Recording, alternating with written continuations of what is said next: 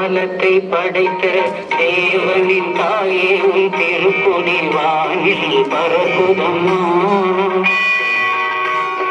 ஞானத்தை படைத்த தேவனின் தாயே உன் திருக்குடி வானில் பரப்புதம்மா. கோலவிழாவில் சிறப்புரி கூறி அசைந்தாடி மக்களை அழைக்குதம்மா. ஞானத்தை படைத்த தேவனின் தாயே உன் திருக்குடி வானில் பரப்புதம்மா.